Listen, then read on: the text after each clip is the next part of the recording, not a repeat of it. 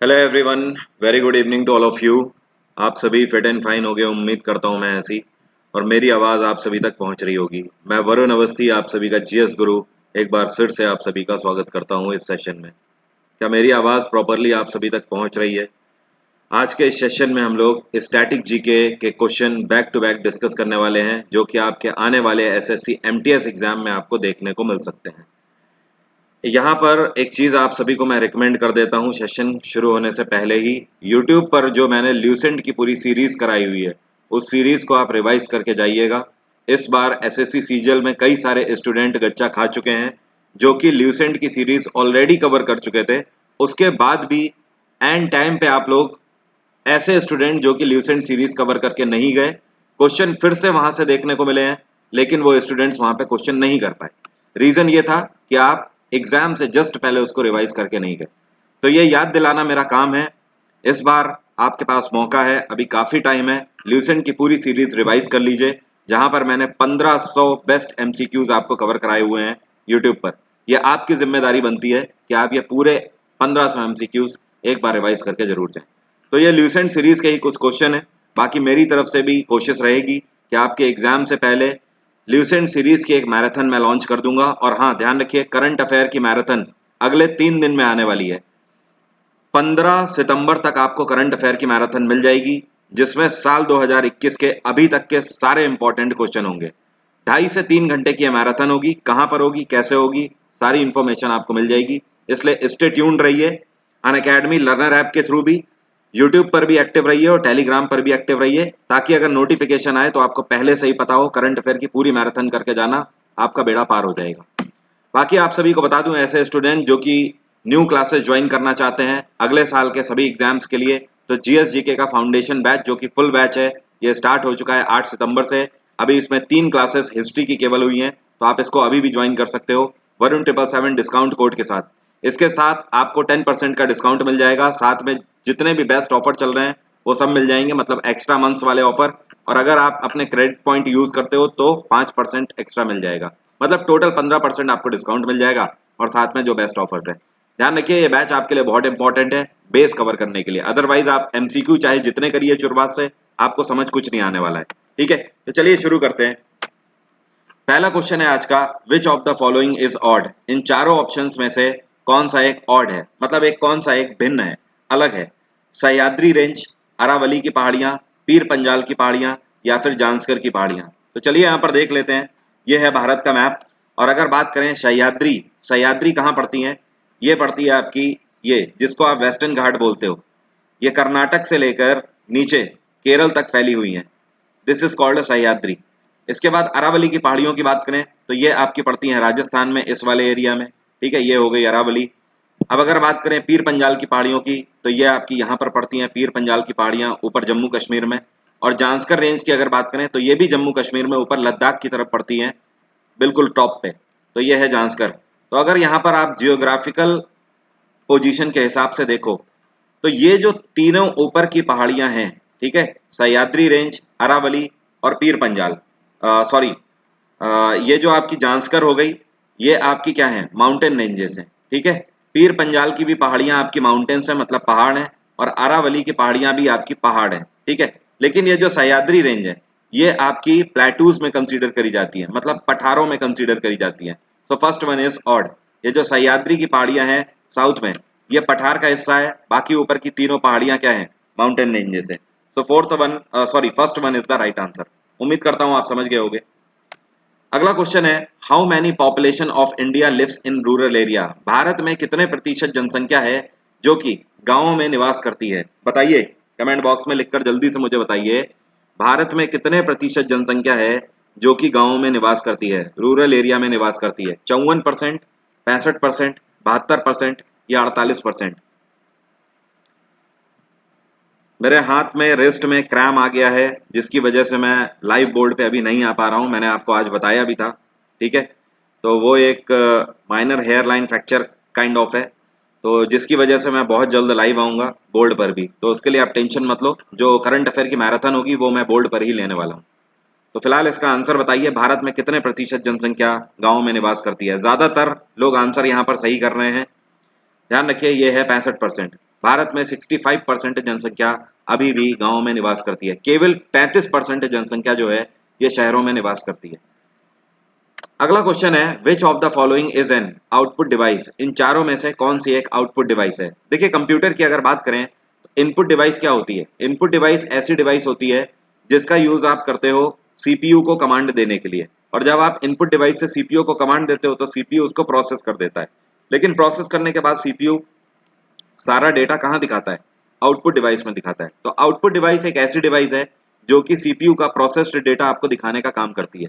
अब अगर स्कैनर की बात करें तो स्कैनर आपकी पिक्चर को स्कैन करने के काम आता है या किसी भी डॉक्यूमेंट को स्कैन करने के। तो स्कैन करने के बाद ये सीपीयू को डेटा भेजता है और सीपीयू उसके बाद वो डेटा प्रिंटर को देता है, तो प्रिंटर आउटपुट निकालता है। तो स्कैनर क्या हुआ? इनपुट डिवाइस है, ये आउटपुट नहीं है।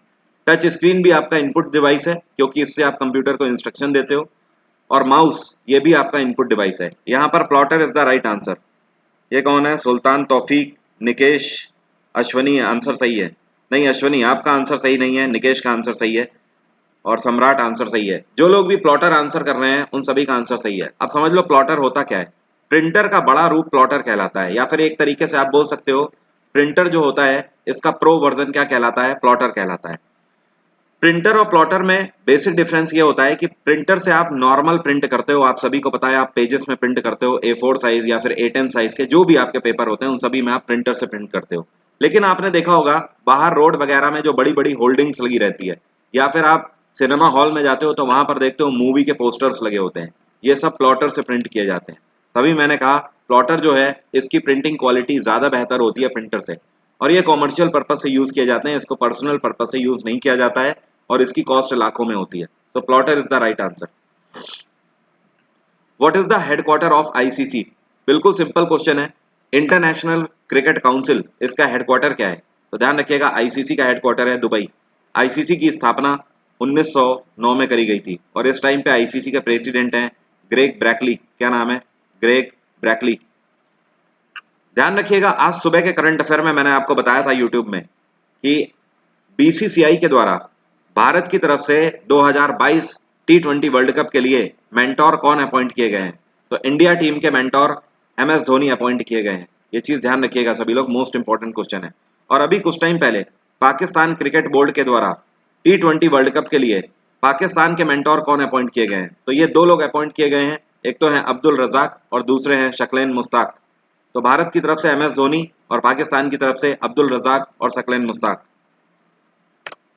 अगला क्वेश्चन है, what is the name of Afghanistan parliament? Afghanistan की जो संसद है इसका क्या नाम है? शोरा, मजलिस, नेशनल असेंबली या फिर जातीय संसद? आंसर करिए। मैंने यहां पर आपसे पूछा है अफगानिस्तान की संसद का क्या नाम है? शोरा, मजलिस, नेशनल असेंबली या फिर जातीय संसद? अभी तक कोई भी आंसर नहीं आया है, बहुत स्लो हो चुके हो आप लोग। बहुत बढ़िया, आंसर आने लगे, वेरी नाइस। शोरा बोलते हैं इसको। क्या बोलते हैं? शोरा। जैसे भारत की पार्लियामेंट को संसद बोला जाता है उसी तरीके से पाकिस्तान की पार्लियामेंट अफगानिस्तान की पार्लियामेंट को शोरा बोला जाता है। अगर मैं आपसे पूछूं पाकिस्तान की पार्लियामेंट को क्या बोलते हैं, तो क्या आप कमेंट बॉक्स में बता सकते हो पाकिस्तान की पार्लियामेंट को क्या बोला जाता है? इसी तरीके से पिछले साल आपसे एसएससी सीपीओ में एक क्वेश्चन पूछा गया था कि मालदीव्स की पार्लियामेंट को क्या बोलते हैं? तो ध्यान रखना मालदीव्स की पार्लियामेंट को पीपल्स मजलिस बोलते हैं। क्या बोलते हैं? पीपल्स मजलिस। मैंने यहां पर आपसे पूछा, अभी तक मुझे इसका आंसर नहीं मिला है। जो मैंने आपसे आंसर पूछा है कि पाकिस्तान की पार्लियामेंट को क्या बोलते हैं, सबसे पहले ऑगी का आंसर बिल्कुल सही आया है। ऑगी के बाद मयंक सिंह भंडारी, दोनों के आंसर सही हैं। ऑगी और मयंक दोनों के आंसर सही हैं। सभी लोग ध्यान रखना पाकिस्तान की पार्लियामेंट को नेशनल असेंबली बोलते हैं। क्या बोलते हैं? National assembly. अगला क्वेश्चन है, which country is the highest producer of gold? ये कौन सा देश है जो कि सोने का उत्पादन सबसे ज्यादा करता है? तो दुनिया में सोने का उत्पादन सबसे ज्यादा चाइना करता है। अगर बोला जाए चांदी का उत्पादन सबसे ज्यादा कौन सा देश करता है, तो सिल्वर का उत्पादन मैक्सिको करता है सबसे ज्यादा। और अगर आपसे पूछे डायमंड का उत्पादन सबसे ज्यादा कौन सा देश करता है, तो आपका आंसर होगा रशिया। रूस सबसे ज्यादा डायमंड का उत्पादन करता है। अब देखिए फलों में कई बार भारत का नाम आता है आगे, जैसे कि आपसे पूछेगा मैंगो का उत्पादन, तो भारत नंबर 1 है आम के उत्पादन में। ठीक है। अगर आपसे पूछे एप्पल का उत्पादन, इसमें भी भारत नंबर 1 पे है। अगर पूछे गुआवा का उत्पादन, अमरूद के उत्पादन में भी भारत नंबर 1 पे है। अगर पूछे दूध का उत्पादन तो इसमें भी भारत नंबर 1 पे है। ठीक है, इन सब में भारत नंबर 1 पे है।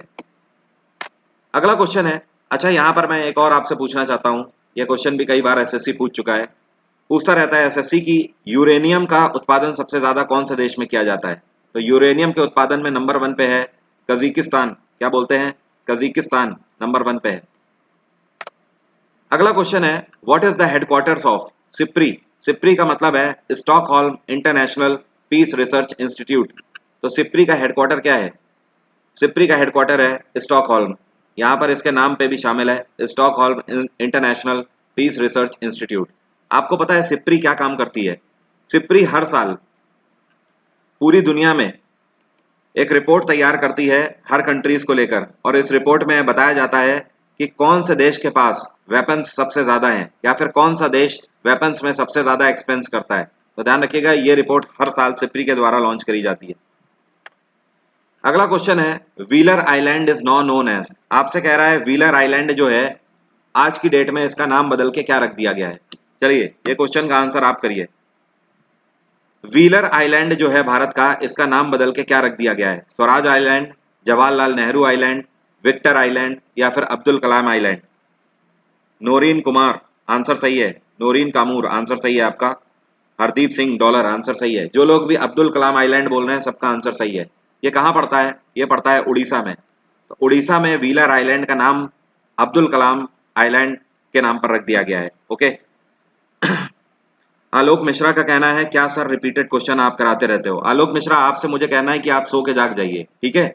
अभी स्पेशल क्लास आप करते नहीं हो और उसके बाद आके आप यूट्यूब पे ज्ञान देते हो और आप कहते हो कि रिपीटेड क्वेश्चन हो रहे हैं। आप स्पेशल क्लास अगर करते होते तो आप बोल ना रहे होते। अभी स्पेशल क्लास में मैंने साइंस की मैराथन ली हुई है, 2 पार्ट कराए हैं, तीसरा पार्ट अभी बाकी है। सारे न्यू क्वेश्चन थे। उससे पहले मैंने स्टैटिक जीके की भी एक नई मैराथन लॉन्च करी थी पिछले महीने, सारे न्यू क्वेश्चन कराए थे। आपको केवल रिपीटेड क्वेश्चन करने हैं, बीच बीच में क्लास करनी है, और उसके बाद जब आप स्कोर नहीं कर पाओगे तो आप केवल टीचर को बोलोगे। तो कृपया करके आंखें खुली रखिए और अपने कान खड़े रखिए। दूसरों को क्लेम करना बहुत आसान है, तो ब्लेम करने से पहले है सारी क्लासेस अटेंड करिए। In which year ISRO was established. यहाँ पर किसी भी टीचर की गलती नहीं है। पहले अपने आप को देखिए कि आप क्या उस टीचर की सारी क्लासेस अटेंड कर पा रहे हो या नहीं कर पा रहे हो, ठीक है। और दूसरी एक और चीज, अगर रिपीटेड क्वेश्चन भी हैं तो उसमें भी खुद को एक बार ये देख लीजिए एनालिसिस करके कि रिपीटेड क्वेश्चन में कितने क्वेश्चन सही हो रहे हैं। ओके। और एसएससी का पेपर उठा के देख लीजिए पहले। मैंने कहा यहाँ पर इसरो की स्थापना किसके द्वारा करी गई है? इसरो की स्थापना ध्यान रखिएगा विक्रम जी साराभाई के द्वारा करी गई थी। किसके द्वारा? विक्रम जी साराभाई। और कौन से ईयर में करी गई थी? तो 1969 में करी गई थी। इसरो का हेडक्वार्टर क्या है? इसका हेडक्वार्टर है बैंगलोर। क्या बोलते हैं? बैंगलोर। इस टाइम पे इसरो के चीफ कौन है? ये हैं डॉक्टर के सिवान। कौन है? डॉक्टर के सिवान। एक चीज और ध्यान रखना, आपसे पूछ सकता है एसीसी के द्वारा इस साल डॉक्टर के सिवान का कार्यकाल कितने साल के लिए बढ़ा दिया गया है? तो ध्यान रखिएगा डॉक्टर के सिवान का कार्यकाल अगले 1 साल के लिए बढ़ा दिया गया है। इसी में अपॉइंटमेंट में एक चीज और ध्यान रखना, आपसे पूछ सकता है कोटक महिंद्रा के जो सीईओ हैं उदय कोटक, इनका कार्यकाल कितने साल के लिए बढ़ाया गया है? तो उदय कोटक का कार्यकाल अगले 3 साल के लिए बढ़ा दिया गया है। तो डॉक्टर के सिवान अगले 1 साल के लिए और उदय कोटक 3 साल के लिए एमडी रहेंगे कोटक महिंद्रा बैंक के। क्या आप बता सकते हो अभी हाल ही में भारत के नए इलेक्शन कमिश्नर के रूप में किसको अपॉइंट किया गया है? कमेंट बॉक्स में लिखकर जल्दी से बताओ। अभी 2 महीने पहले ही भारत के नए इलेक्शन कमिश्नर कौन अपॉइंट किए गए हैं? कमेंट बॉक्स में लिखकर बताइए। No idea? चलिए मैं ही बता देता हूं, भारत के नए इलेक्शन कमिश्नर अपॉइंट किए गए हैं एसी पांडे। क्या नाम है इनका? एसी पांडे, अनूप चंद्र पांडे। तो टोटल इस टाइम पे भारत के कितने इलेक्शन कमिश्नर हैं? 3। 3 तो हमेशा ही होते हैं, वैसे भी आर्टिकल 324 के तहत 3 से ज्यादा इलेक्शन कमीशन में मेंबर नहीं हो सकते हैं। जो इस टाइम पे चीफ इलेक्शन कमिश्नर हैं ये हैं सुशील चंद्र। बाकी के दूसरे इलेक्शन कमिश्नर हैं डॉक्टर राजीव कुमार, और तीसरे अभी हाल ही में अपॉइंट किए गए हैं एसी पांडे, अनूप चंद्र पांडे।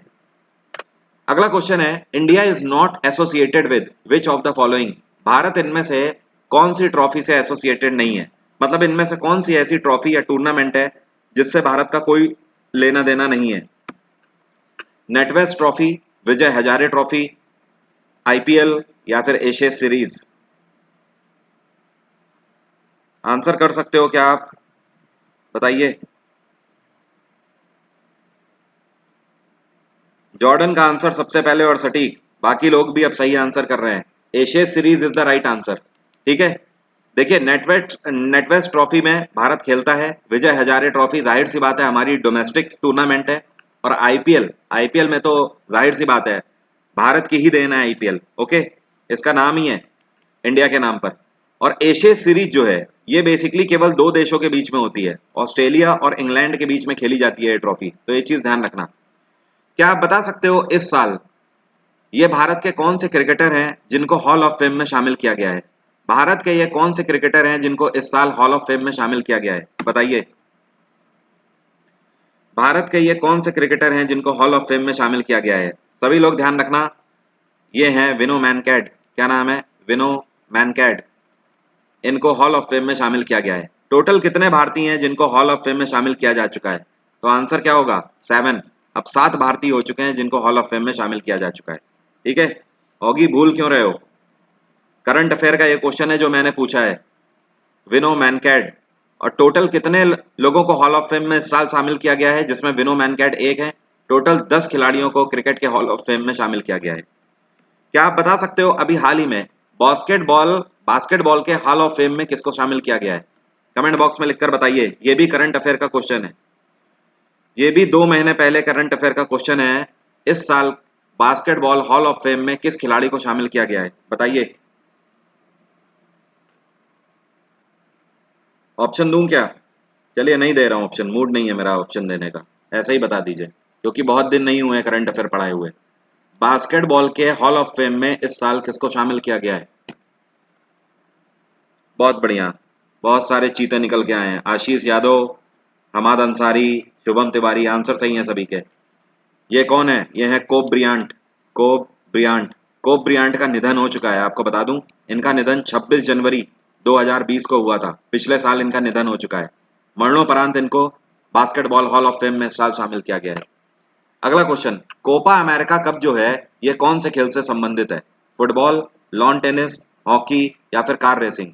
कोपा अमेरिका कब खेला जाता है फुटबॉल में? किसमें? फुटबॉल में। चलिए यहाँ पर एक और क्वेश्चन पूछता हूँ करंट अफेयर का। इस साल 2021 का कोपा अमेरिका कौन सी टीम ने जीता है? बताइए। इस साल 2021 का कोपा अमेरिका कौन सी टीम ने जीता है? तो आपका आंसर होगा अर्जेंटीना। किसने जीता है? अर्जेंटीना। अर्जेंटीना ने किसको हराकर जीता? Argentina has defeated Brazilian team. इन्होंने ब्राजील को हराकर जीता है अर्जेंटीना ने इस बार कोपा अमेरिका। आज तक सबसे ज्यादा बार कोपा अमेरिका कौन सी टीम ने जीता है? तो आंसर होगा ब्राजील। ब्राजील ने सबसे ज्यादा बार कोपा अमेरिका जीता है। आप में से कौन सा चीता ये बता सकता है कि इस साल कोपा अमेरिका कप का कौन सा एडिशन हुआ है? देखूं देखूं सारों में कौन सा शेर है, आप सब में कौन सा शेर है जो निकल के आएगा और ये बताएगा इस साल कोपा अमेरिका का कौन सा एडिशन हुआ है 2021 में? बताओ जल्दी से। ऑप्शन दे दूं? चलो ऑप्शन देता हूँ। 45वां, 46वां, 47वां या फिर 48वां एडिशन? कौन सा एडिशन हुआ है? बताइए। अरे 63 कहाँ बोल रहे हो, अब तो मैंने ऑप्शन दे दिया भाई, अब तो ऑप्शन दे दिया है। अब्दुल नादिर, धीरज, आंसर सही है दोनों के। अरूप आंसर सही है। जो लोग भी 47 बोल रहे हैं उनका आंसर सही है। सभी लोग ध्यान रखना, इस साल कोपा अमेरिका का 47वां एडिशन खेला गया था, जिसको अर्जेंटीना ने जीत लिया है ब्राजील को हराकर। अगला क्वेश्चन है, what is the headquarter of ordnance factory board? Bharat में जो ऑर्डिनेंस फैक्ट्री है इसका हेडक्वार्टर क्या है? ऑर्डिनेंस फैक्ट्री का हेडक्वार्टर है कोलकाता। चलिए अब ये बताइए आप कि इसकी स्थापना कौन से ईयर में करी गई थी? ऑर्डिनेंस फैक्ट्री की स्थापना कौन से ईयर में करी गई थी? बताइए। ऑर्डिनेंस फैक्ट्री आपको पता है ना, जो एमिनिशन बनाते हैं इंडियन आर्मी के लिए, इसकी स्थापना कौन से ईयर में करी गई थी? अफसोस के साथ कहना पड़ रहा है बहुत लेट हो चुका है, कोई आंसर नहीं आया अभी तक। ये कौन है? 1873? मुझे तो नहीं लगता 1873 में करी गई थी स्थापना। अभी भी सही नहीं आंसर आ रहे हैं। 1853 कोई बोल रहा है, कोई 1873 बोल रहा है, बहुत बार पढ़ाया हुआ है। अब ये देख लीजिए, ये होता है रिजल्ट। बार बार रिपीटेड क्वेश्चन करने के बाद भी हमें पता नहीं होता है आंसर क्या है। ध्यान रखिएगा 1712 में स्थापना करी गई थी। कब करी गई थी? 1712 में। ठीक है, किसी का भी आंसर यहाँ पे सही नहीं आया टाइम पे, बाद में कई सारे लोगों के आंसर आ गए हैं, अनिकेत का आंसर सही है और वर्तिका का आंसर सही है। वेल, ध्यान रखिए, ऑर्डिनेंस फैक्ट्री की स्थापना 1712 में करी गई थी और कोलकाता इसका हेडक्वार्टर है। चलिए, अच्छा बताइए, आज सुबह के करंट अफेयर में ही ये क्वेश्चन मैंने कराया है।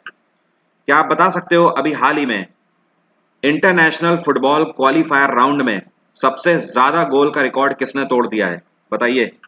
क्रिस्टियानो रोनाल्डो ने।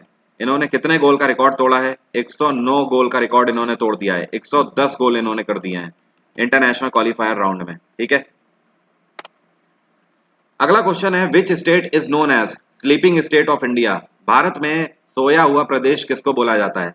मध्य प्रदेश को सोया हुआ प्रदेश बोलते हैं। ठीक है, चलिए, अच्छा बताइए, अभी हाल ही में झारखंड के नए गवर्नर कौन बनाए गए थे?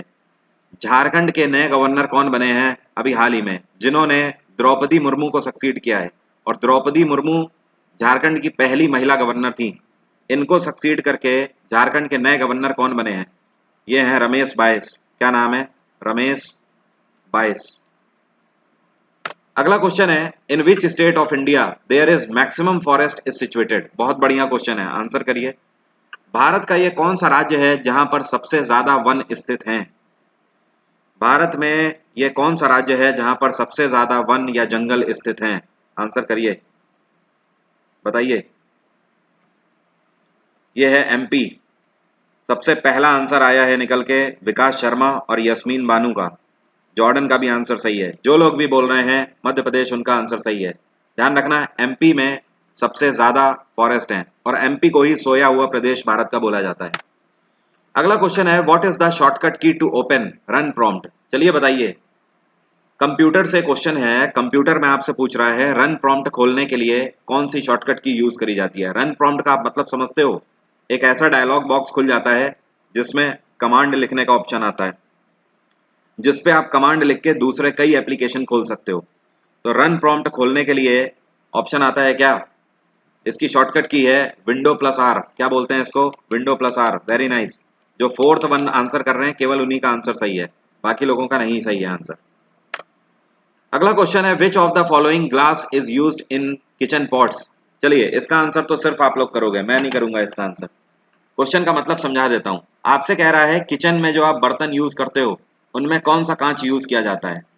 बेसिकली जो आपकी क्रॉकरी होती है किचन की, जिसको आप बर्तन के पर्पज से यूज करते हो, खाने पीने के लिए यूज करते हो, जैसे कि आपके गिलास हो गए, कटोरी हो गए, बाउल हो गए, इन सब में जो कांच यूज किया जाता है ये कौन सा कांच है? Flint glass, Pyrex glass, Crookes glass या फिर soda glass? Jitendra Kumar answer सही है। नेहा, मोना, सभी के आंसर सही हैं। जो लोग यहाँ सेकंड वन आंसर कर रहे हैं उन्हीं का आंसर सही है।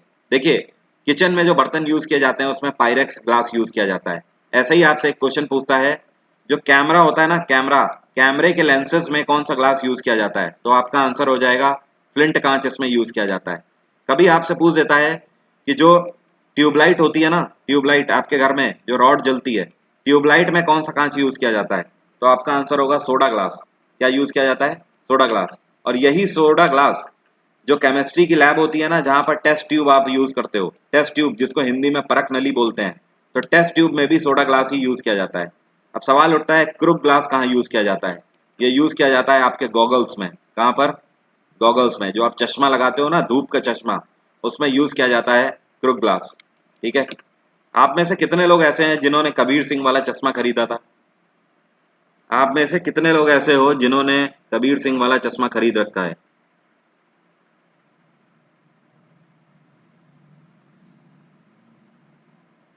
अरूप का कहना है आंसर दे रहा हूँ, रिप्लाई लेट क्यों हो पा रहा है? टेंशन ना लीजिए, कोई नहीं, रिप्लाई लेट भी हो रहा है तो टेंशन ना लीजिए, मुझे आपके आंसर दिख रहे हैं। ये कौन है? देवांग रस्तोगी। इन्होंने कबीर सिंह वाला चश्मा खरीद रखा है, क्या बात है। पीयूष तिवारी, तिवारी जी के पास भी है। ज्यादा ना बनो बेटा कबीर सिंह तुम लोग। नहीं तो बाद में प्रीति बोलेगी, पिताजी नहीं मानेंगे। अगला question, which is the highest silk producing state in India? आपसे कह रहा है कि भारत में ये कौन सा राज्य है जो कि सबसे ज्यादा सिल्क का उत्पादन करता है? भारत में रेशम का उत्पादन सबसे ज्यादा कौन सा राज्य करता है? कर्नाटक नंबर वन पे है, कर्नाटक। ठीक है, कर्नाटक में सिल्क का उत्पादन सबसे ज्यादा किया जाता है। और उत्तर प्रदेश में मैंगो का उत्पादन सबसे ज्यादा होता है, आम का। गन्ने का उत्पादन भी उत्तर प्रदेश में सबसे ज्यादा होता है, शुगर केन जिसको बोलते हैं। पश्चिम बंगाल में चावल का उत्पादन सबसे ज्यादा होता है। आप में से कौन बता सकता है भारत में ये कौन सा राज्य है जिसको मालवा के नाम से जाना जाता था? भारत का कौन सा राज्य है जिसको एंशियंट टाइम पे, प्राचीन काल में, मालवा के नाम से जाना जाता था? बताइए। भारत में कौन सा राज्य है जिसको मालवा के नाम से जाना जाता था? यह है मध्य प्रदेश, जिसको मालवा के नाम से जाना जाता था। ठीक है, चलिए यहाँ पर समझा देता हूँ कुछ और चीजें। एमपी को पुराने टाइम पे मालवा बोला जाता था। ठीक है, उत्तर प्रदेश और बिहार वाला जो रीजन है इसको मगध के नाम से जाना जाता था। ये जो पाकिस्तान वाला हिस्सा है इसको पुरुषपुर के नाम से जाना जाता था। आज की डेट में इसको पेशावर के नाम से जानते हैं। कश्मीर को किस नाम से जाना जाता था पुराने टाइम पे? बताइए। कश्मीर को पुराने टाइम पे किस नाम से जाना जाता था? प्राचीन कालीन भारत में कश्मीर को किस नाम से जाना जाता था? ये कौन है? सम्राट का कहना है I like sir Arjun Reddy. क्या बात है, बहुत बढ़िया, सुनकर मैं बहुत खुश हुआ। लेकिन इससे आपको एक भी नंबर नहीं मिलेगा। आंसर करिए जल्दी जो पूछा है। मस्खरी करवा लो, हैं मस्ती करवाओ केवल। बहुत बढ़िया, कुंडल वन के नाम से जाना जाता था। Very nice. सुमित आंसर सही है, मनी रत्न आंसर सही है, और भी जो लोग आंसर कर रहे हैं कुंडल वन, उन सभी का आंसर सही है। कुंडल वन के नाम से जाना जाता था। ठीक है, ध्यान रखना। अगला question, which Indian cricketer had became to score century in test format? ये कौन से भारतीय क्रिकेटर हैं जिन्होंने टेस्ट फॉर्मेट में, ठीक है, आपसे पूछ रहा है टेस्ट फॉर्मेट में सबसे पहली सेंचुरी इनमें से किसके द्वारा लगाई गई थी? इसको सबसे पहली कर लीजिए, which Indian cricketer had became to score century in test format. तो इसको आप कर लीजिए, which Indian cricketer had became first to score century in test format. तो ये हैं लाला अमरनाथ। ये सबसे पहले ऐसे खिलाड़ी थे जिन्होंने टेस्ट फॉर्मेट में सेंचुरी लगाई थी। और सबसे पहले दोहरा शतक मारने वाले कौन है? सचिन तेंदुलकर। किसके खिलाफ? साउथ अफ्रीका के खिलाफ। अगला question, government of India has allocated how much amount for Covid 19? Bharat सरकार के द्वारा पिछले साल 2020 में कोविड 19 के लिए कितनी धनराशि आवंटित करी गई थी? 1500 करोड़, 20 लाख करोड़, 20,000 करोड़, या फिर 15,000 करोड़? भारत सरकार ने 15,000 करोड़ की धनराशि सबसे पहले फेज में कोविड के लिए आवंटित करी थी। ठीक है,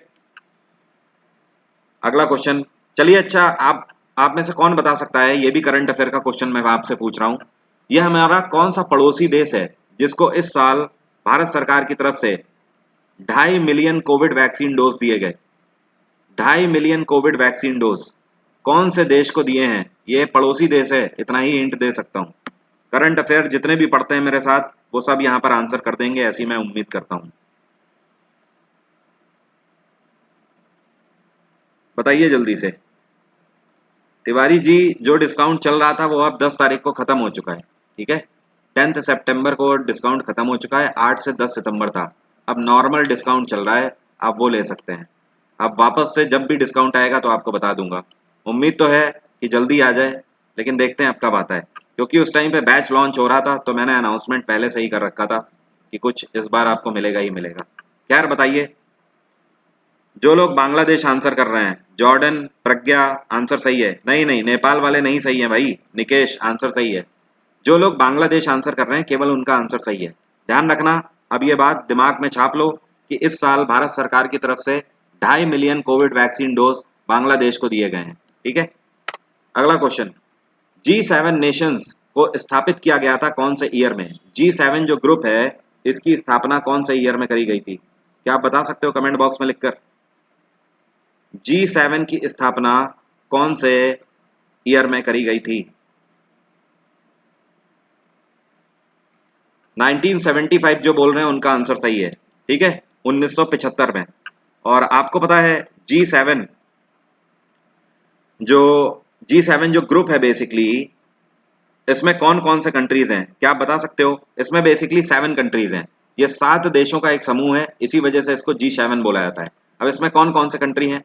कनाडा हो गया, ठीक है, दूसरा हो गया इटली, तीसरा हो गया फ्रांस, चौथा हो गया यूके, 5वां हो गया यूएस, 6वां देश हो गया जर्मनी और 7वां हो गया यहाँ पर जापान।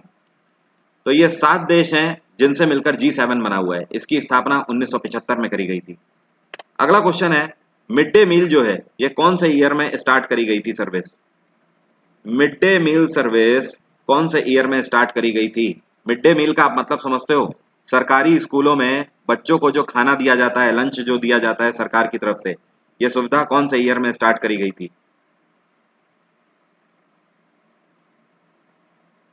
अगर आप सही आंसर देते हो तो यहाँ पर एक बहुत बढ़िया क्वेश्चन आपसे मैं डिस्कस करने वाला हूँ इसी में। ऋषभ पाल आंसर सही है, अनिकेत आंसर सही है। नहीं नहीं, 1905 वाले नहीं सही है, केवल 1995 वाले यहाँ पर सही हैं। सॉरी, 2005 वाले नहीं सही थे, 1995 वाले सही थे। नोरेन आंसर सही है। इसकी स्थापना 1995 में करी गई थी, मिड डे मील सर्विस की स्थापना। यहीं पर एक क्वेश्चन आपसे और पूछा जा सकता है कभी भी, एसएससी ये क्वेश्चन वैसे पूछ भी चुका है कि मिड डे मील योजना को लॉन्च किया गया था किसके द्वारा? इसको लॉन्च किया गया था पीवी नरसिम्हा राव के द्वारा। किसके द्वारा? पीवी नरसिम्हा राव के द्वारा। पीवी नरसिम्हा राव उस टाइम पे प्रधानमंत्री थे, तो prime minister PV Narasimha Rao के द्वारा mid day meal scheme launch करी गई। और सुल्तान को मोहब्बत बख्शो लाइक इतने कम क्यों हैं? इसको बढ़ा के थोड़ा और ऊपर ले जाओ। अगला क्वेश्चन है, first Indian who has been awarded with Nobel prize. पहले ऐसे ये कौन से भारतीय हैं जिनको नोबेल प्राइज से सम्मानित किया गया था? बिल्कुल बेसिक क्वेश्चन है, रटा रटाया क्वेश्चन है और कई बार पूछा जा चुका है ये क्वेश्चन। बताइए। मैंने आपसे पूछा पहले भारतीय कौन है जिनको नोबेल प्राइज से सम्मानित किया गया था?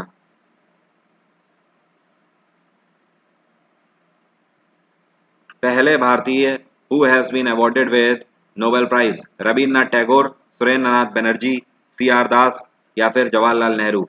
रविन्द्रनाथ टैगोर वाले सभी स्टूडेंट सही हैं। Rabindranath Tagore, R N Tagore. और आपको पता है रविन्द्रनाथ टैगोर को एक उपाधि दी गई थी, इनको नाइटहुड की उपाधि दी गई है। नाइटहुड की ये उपाधि इनको किसने दी है? ये उपाधि इनको दी थी जॉर्ज फिफ्थ ने। किसने? जॉर्ज पंचम जिसको बोलते हैं। अगला क्वेश्चन है, which state is the highest producer of saffron? बच्चा बच्चा इसका आंसर कर देगा। आपसे पूछ रहा है केसर का सबसे ज्यादा उत्पादन कौन सा राज्य में किया जाता है? इसका उत्पादन किया जाता है जम्मू कश्मीर में। और अभी तक भारत का अकेला ऐसा राज्य है जहां पर केसर का उत्पादन किया जाता है। दूसरा कौन सा राज्य है जहां पर केसर का उत्पादन भारत सरकार बहुत जल्द करेगी?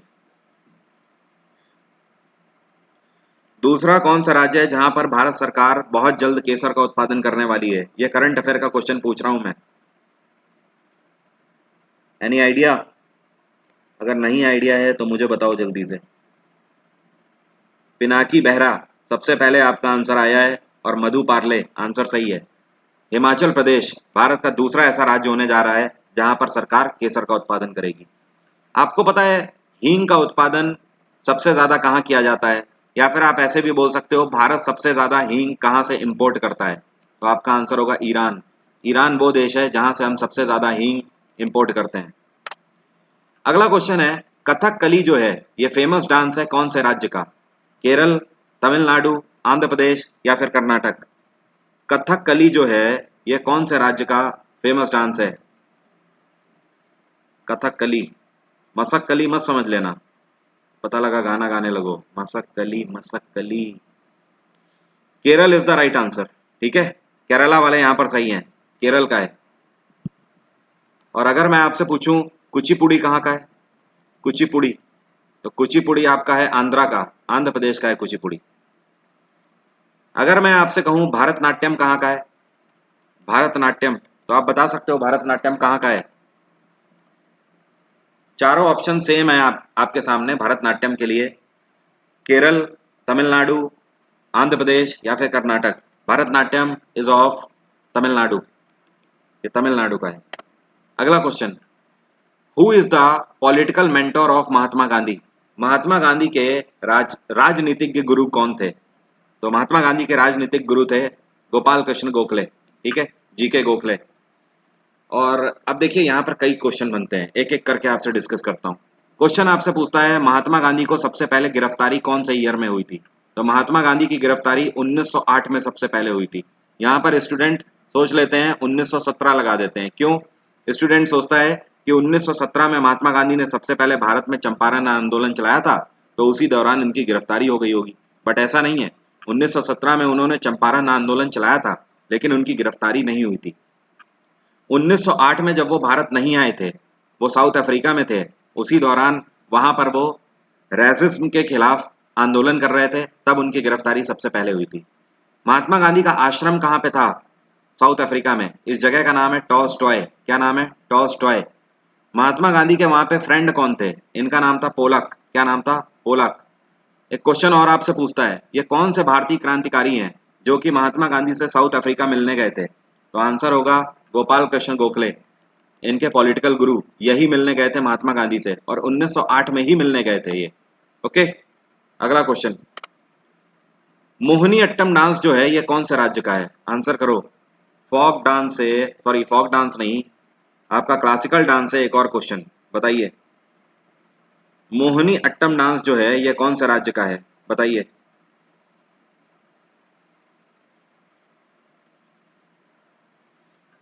केरल, कर्नाटक, तमिलनाडु या फिर आंध्र प्रदेश? जी हाँ, फिर से आंसर आपका केरल होगा। ठीक है, सुमित अग्रवाल और अनुपम निगम दोनों के आंसर सबसे पहले और सटीक। केरल का ही है मोहिनी अट्टम भी। अगला क्वेश्चन देखिए, कुचिपुड़ी आपसे पूछ दिया है यहाँ पर।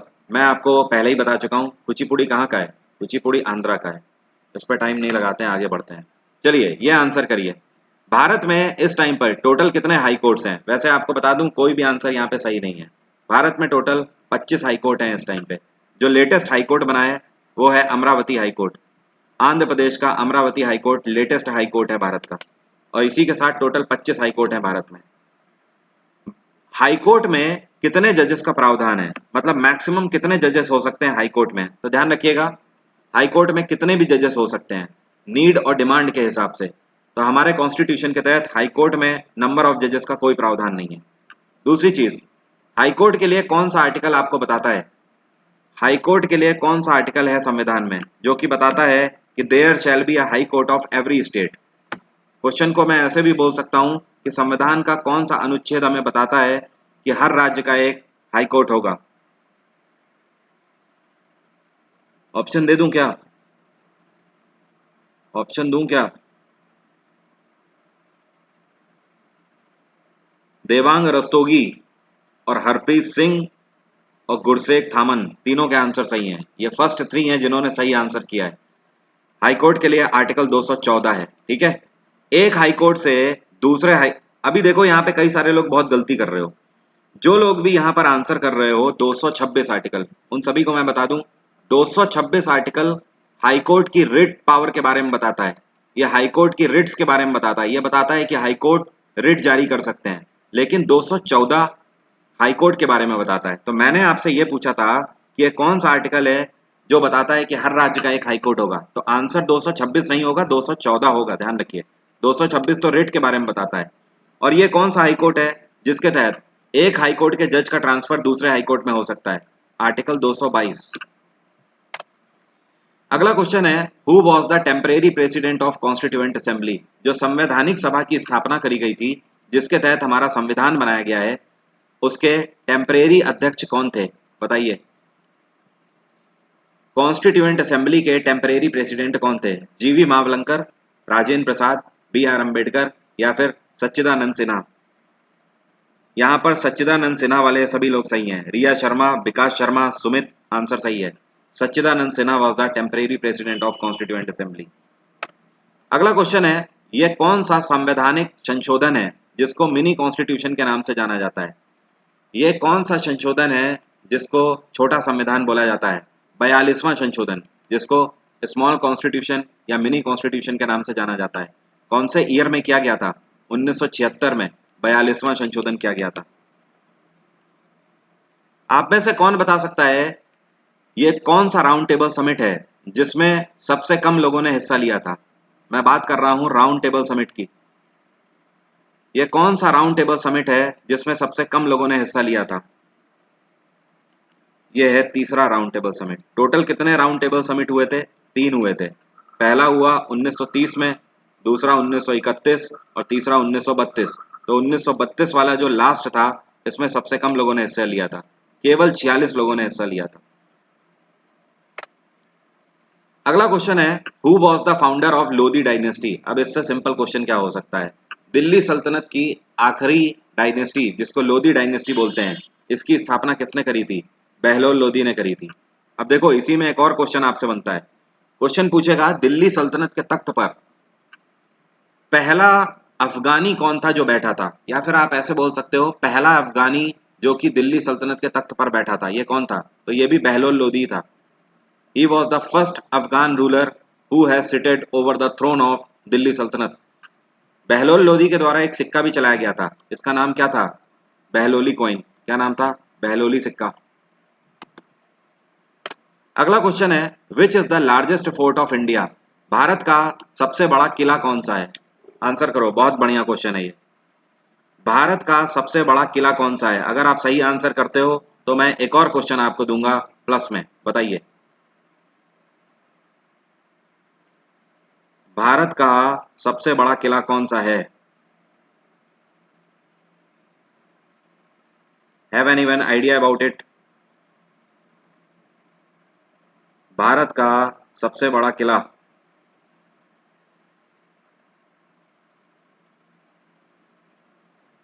और कौन से ईयर में इसकी स्थापना करी गई थी?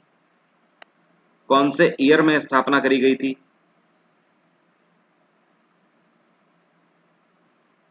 ओके,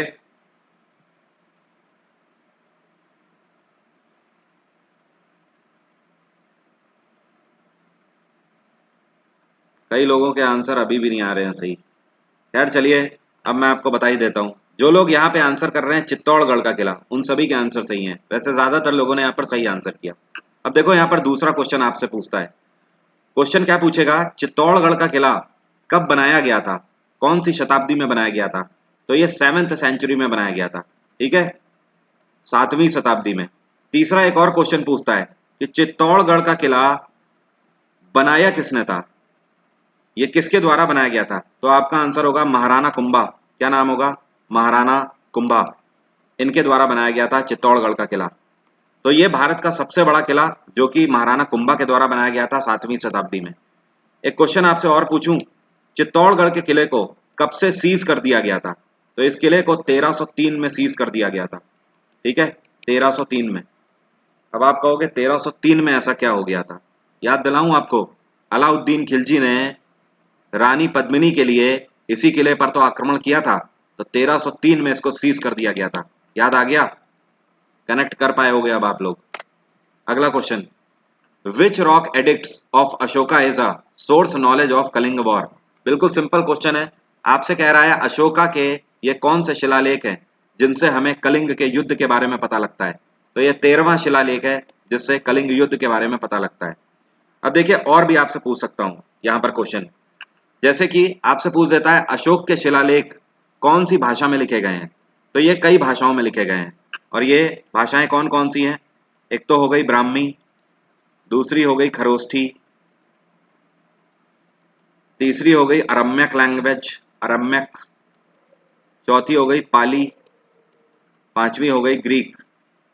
इन सभी भाषाओं में अशोका के शिलालेख लिखे गए हैं। और एक और भाषा जिसका नाम है प्राकृत, प्राकृत। लेकिन सबसे ज्यादा कौन सी भाषा का यूज किया गया है? तो सबसे ज्यादा ब्राह्मी भाषा का यूज किया गया है, उसके बाद खरोष्ठी का यूज किया गया है।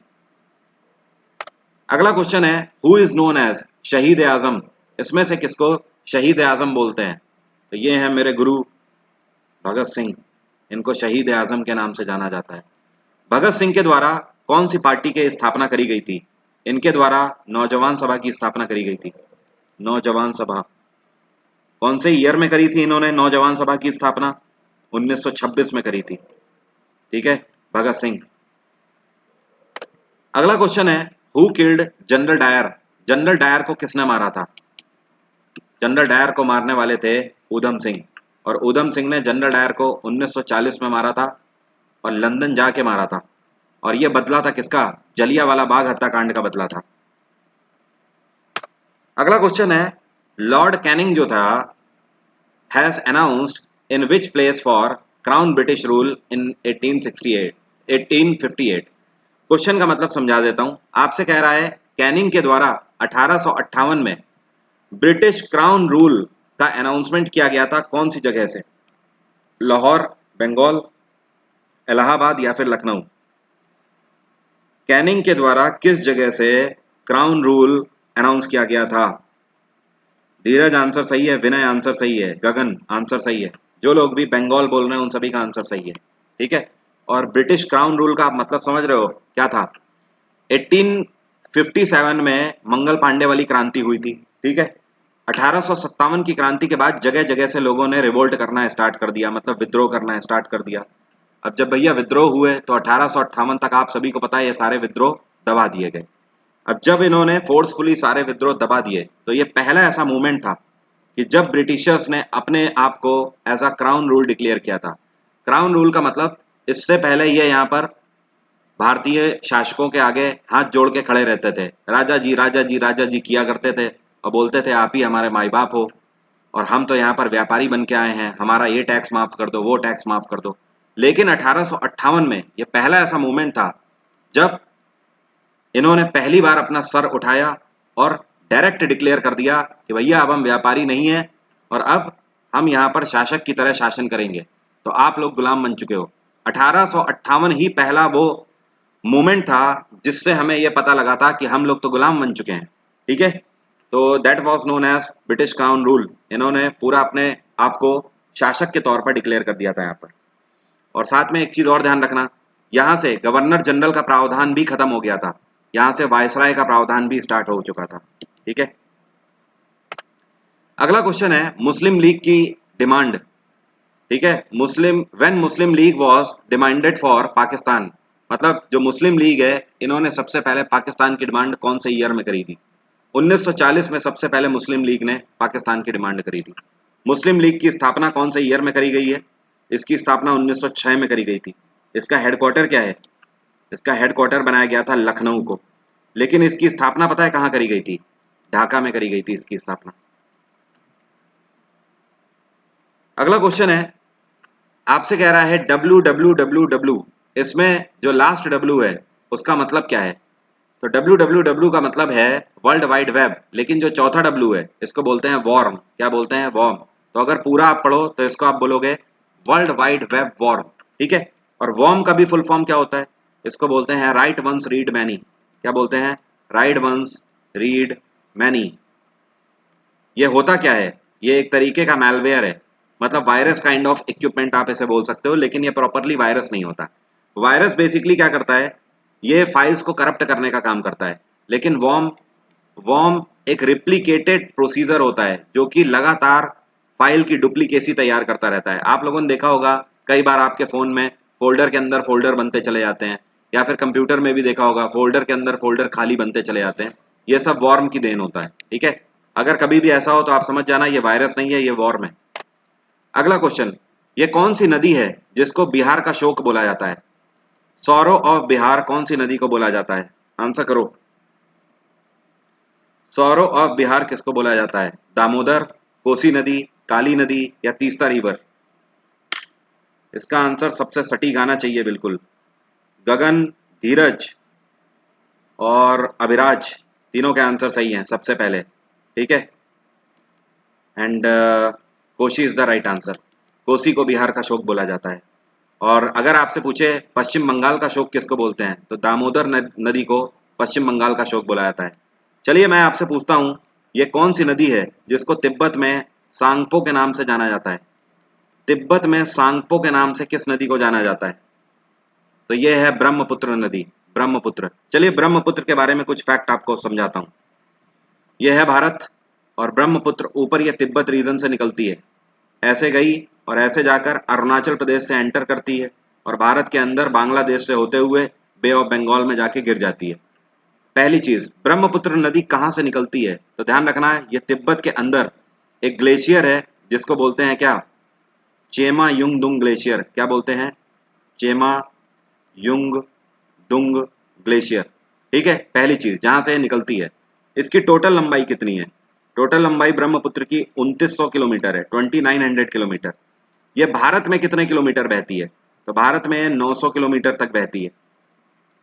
ये कितने देशों से होकर जाती है? तो 3 देशों से होकर जाती है। देखो निकल रही है ये चाइना से, होकर जा रही है भारत से, उसके बाद ये बांग्लादेश में एंटर करती है और फिर गिर जाती है बे ऑफ बंगाल में। तो चाइना, भारत और बांग्लादेश 3 देशों से होकर गुजरती है। एक और क्वेश्चन, यहाँ पर चाइना में इसको सांगपो के नाम से जाना जाता है। क्या बोलते हैं? सांगपो। भारत में इसको हम लोग ब्रह्मपुत्र बोलते हैं और बांग्लादेश वाले इसको क्या बोलते हैं? जमुना नदी बोलते हैं। तो आप देख रहे हो 3 देशों से होकर ये गुजर रही है और तीनों जगह पर इसके अलग अलग नाम है। चाइना में सांगपो, भारत में ब्रह्मपुत्र और बांग्लादेश में इसको जमुना के नाम से जानते हैं। साथ में इसको लाल नदी के नाम से भी जाना जाता है। एक क्वेश्चन पूछता है रेड रिवर किसको बोलते हैं, तो ब्रह्मपुत्र को ही रेड रिवर के नाम से जाना जाता है। तो आप समझ गए ना, कितने सारे क्वेश्चन मैंने आपको दे दिए हैं यहाँ पर। क्लियर? कोई दिक्कत तो नहीं? एक स्टूडेंट कह रहा है तिब्बत। बेटा Tibet is occupied by China, ये बहुत पहले हो चुका है, तो ध्यान रखिए। अगला क्वेश्चन है which river is known as the sorrow of Bengal. अभी अभी हम लोग बात कर चुके हैं, यह है दामोदर नदी, जिसको बंगाल का शोक बोला जाता है। अगला question, who has built peacock throne. मयूर सिंहासन किसके द्वारा बनाया गया? इंग्लिश में इसी को पीकॉक थ्रोन बोलते हैं, हिंदी में मयूर सिंहासन बोलते हैं, और इसी को तख्ते ताउस के नाम से भी जाना जाता था। तख्त ए ताउस। तो तख्ते ताउस किसने बनाया था? यह बनाया था शाहजहां ने, और यही वो पीकॉक थ्रोन था जिसमें कोहिनूर हीरा लगाया गया था। आज की डेट में कोहिनूर हीरा इंग्लैंड में है, और ये जो तख्ते ताउस है ये पूरा सोने का सिंहासन था जो शाहजहां ने बनाया था, और ये आज की डेट में कहाँ पर है? ये टर्की में है, तुर्क में है। ठीक है, तो भैया ना कोहिनूर यहाँ पे बचा और ना तख्ते ताउस बचा। अगला क्वेश्चन, चलिए अच्छा बताइए, इन चारों में से किसको न्याय का राजा बोला जाता है? किंग ऑफ जस्टिस के नाम से किसको जानते हैं? इसमें से किसको न्याय का राजा बोला जाता है? आंसर करिए। बिल्कुल सही, नादिर शाह ले गया था। मेघवांशी आंसर सही है। बताओ, मैंने आपको क्या बोला? इन चारों में से किसको न्याय का राजा बोलते हैं? तिवारी आंसर सही है, मयंक, लीजा आंसर सही है। जहांगीर को बोलते हैं न्याय का राजा।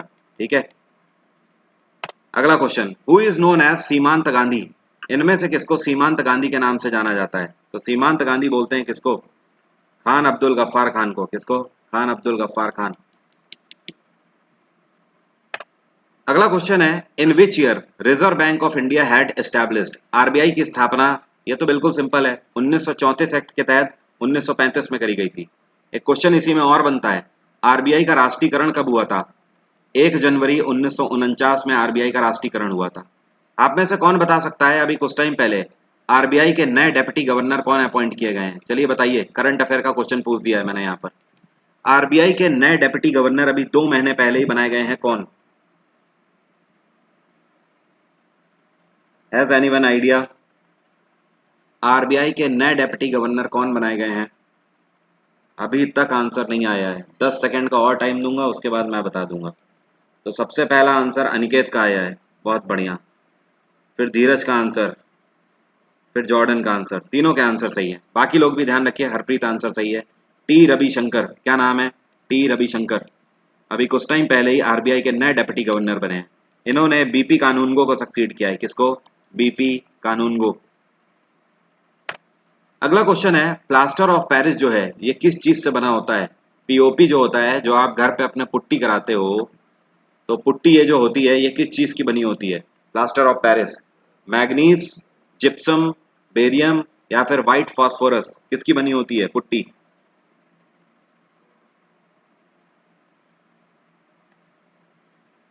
इतना न करो तुम याद कि दिल तोड़ न पड़ जाए, हम जिसके हैं अभी इसे छोड़ो न पड़। मजा आ गया? बताओ जल्दी से आंसर। देखो जिप्सम वाले यहाँ पर सही हैं, जितने लोग भी जिप्सम बोल रहे हैं उन सभी का आंसर सही है, जिप्सम। ठीक है, इससे बनता है पीओपी, प्लास्टर ऑफ पेरिस। अगला question, who had discovered blood group. आपसे कह रहा है ब्लड ग्रुप को किसने डिस्कवर किया था? अरे हंसो नहीं, आंसर करो। ब्लड ग्रुप जो है ये किसके द्वारा डिस्कवर किया गया था, बताओ। ब्लड आपको पढ़ाता हूँ ना मैं, प्लस में ब्लड की क्लास लेता हूँ ना बायोलॉजी की, अनअकैडमी प्लस में। बताओ ब्लड ग्रुप किसके द्वारा डिस्कवर किया गया था? जी हाँ, इसको डिस्कवर करने वाले थे लैंड स्टेनर। क्या थे, क्या है इनका नाम, लैंड स्टीनर। और ये जो नेगेटिव ब्लड ग्रुप है, ठीक है, पहले तो पॉजिटिव ब्लड ग्रुप ही निजात हुआ था, फिर बाद में नेगेटिव के बारे में पता लगा। तो इसके लिए एक बंदर के ऊपर रिसर्च करी गई थी। उस बंदर का नाम क्या है, उसका नाम है रिहस मकाका। क्या नाम है, रिहस मकाका नाम के बंदर के ऊपर रिसर्च करी गई थी, तब जाके नेगेटिव ब्लड ग्रुप के बारे में पता लगा था। ठीक है।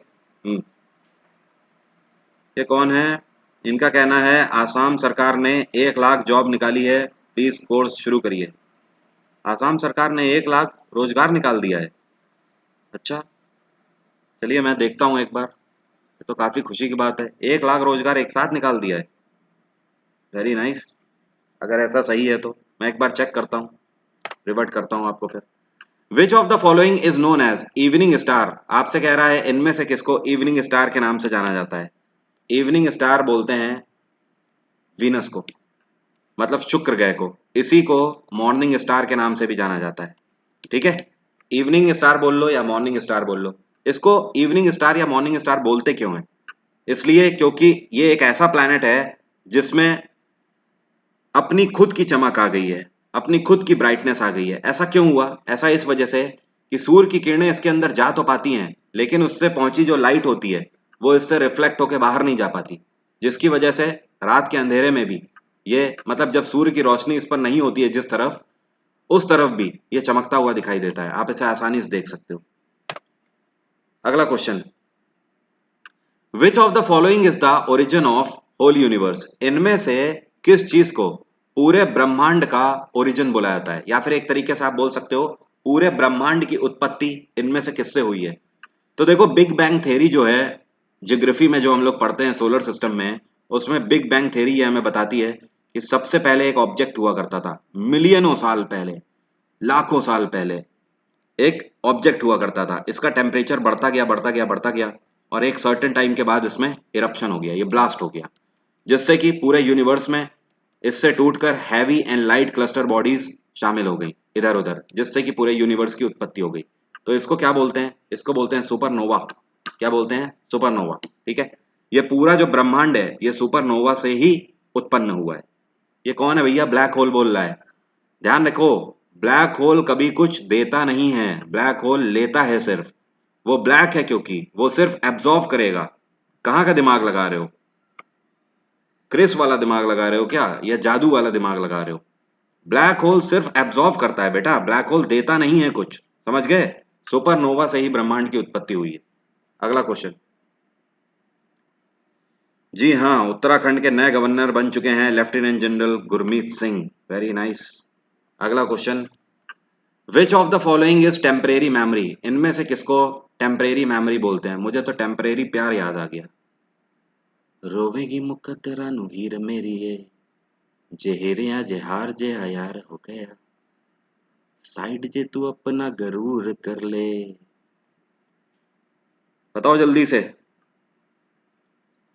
रैम, रोम, कैश या फिर पेन ड्राइव। रैम वाले सभी सही हैं, रैम, रैंडम एक्सेस मेमोरी। ठीक है, रैम को टेम्परेरी मेमोरी बोलते हैं क्योंकि एक ऐसी मेमोरी है जब तक ऑपरेशंस ऑनगोइंग होते हैं, मतलब कहने का जब तक आपके मोबाइल पे या सिस्टम पे एप्लीकेशंस ऑन होते हैं तब तक ही रैम में डेटा होल्ड होता है। जैसे ही एप्लीकेशंस क्लोज होंगे, रैम का जो डेटा होगा वो ऑटोमेटिक इरेज हो जाएगा। तो इसमें टेम्परेरी बेसिस पर डेटा स्टोर होता है। ठीक है, अगला क्वेश्चन है, plants made its food on which part, जो पौधे हैं वो अपने कौन से हिस्से पर अपना खाना बनाते हैं। तो पौधे अपना खाना बनाते हैं लीफ में, पत्तियों में। ठीक है, और पत्तियों को ही पौधों का किचन बोला जाता है, किचन ऑफ प्लांट्स। और जब पौधे अपना खाना बनाते हैं इस प्रक्रिया को क्या बोला जाता है, इसको हम लोग बताते हैं किस नाम से, प्रकाश संश्लेषण। क्या बोलते हैं हिंदी में, प्रकाश संश्लेषण। और इंग्लिश में इसी को क्या बोलते हैं, फोटोसिंथेसिस। ठीक है, अगला क्वेश्चन है, टैप रूट जो होती है ये पौधों को किस चीज से प्रोटेक्ट करने का काम करती है। ड्राई वेदर से, वार्म विंड से, अन एंकरेज से। ड्राई वेदर मतलब समझ रहे हो, सूखे मौसम से। वार्म विंड मतलब गर्म हवाओं से। अन एंकरेज मतलब उन्हें गिरने से बचाती है, या फिर वार्म मतलब कीड़ों से। तो जो टैप रूट होती है वो पौधों को कीड़ों से बचाने का काम करती है। ठीक है, तो जड़ का वो हिस्सा होता है टैप रूट, जो कि ज़मीन के अंदर से अगर कीड़े पौधे के अंदर घुसना चाहते हैं तो उनको नहीं एंटर होने देती है। टैप रूट एक तरीके से झिल्ली की तरह होती है, आपकी जो चाय की छन्नी है ना उसकी तरह होती है। ठीक है, तो चाय की छन्नी से चाय चाय नीचे चली जाती है, चाय की पत्ती ऊपर रह जाती है। वैसे ही ये टैप रूट क्या करती है, आपके पौधों में पानी को जाने देती है लेकिन कीड़ों को बाहर के बाहर ही रोक देती है, तो ये वॉर्म से बचाती है। ठीक है, बाकी आज की बात यहीं तक रहेगी। और 8 सितंबर का जो बैच स्टार्ट हो चुका है फुल जीएस जीके का, आप उसको ज्वाइन कर सकते हो ऑन अकेडमी प्लस में। डिस्काउंट कोड वरुण 777 लगा लीजिएगा, इसको लगा डाला तो लाइव झिंगा लाला। केवल अभी 3 क्लास हुई हैं, आप इस कोर्स का पूरा फायदा ले सकते हो। सुल्तान को मोहब्बत बख्शो, वीडियो को लाइक ठोको और ज़्यादा से ज़्यादा लोगों को शेयर करो। कल फिर से मिलेंगे रात में 9 बजे। ठीक है, और कल की क्लास किस चीज़ की होगी ये आपको तभी पता लग जाएगा, अभी मैं सोचूंगा तब फिर शेड्यूल करवा दूंगा। ठीक है, तो कल रात में 9 बजे मिलते हैं। और इस बैच के साथ साथ दोपहर में 12:30 बजे 2021 का फुल करंट अफेयर बैच चल रहा है, आप वो भी फायदा उठा सकते हो। साथ में अगर आप ये बेसिक कोर्स ज्वाइन करते हो तो ध्यान रखना उसके बाद ही आपको स्टैटिक जीके के कोर्स जब मैं लॉन्च करूंगा तो ही उसका मजा मिलेगा। आप डायरेक्टली स्टैटिक जीके ज्वाइन करोगे तो आपके सर के ऊपर से निकल जाएगा। तो ध्यान रखिए, ये कोर्स दोबारा लॉन्च होगा सीधे दिसंबर में, अभी 3 महीने के बाद ही ये लॉन्च होगा। अभी आपके पास मौका है, नया कोर्स है, ज्वाइन कर सकते हैं। वरुण 777 ध्यान रखिएगा, discount code. Bye bye, take care, have a nice day, आपका दिन मंगलमय हो।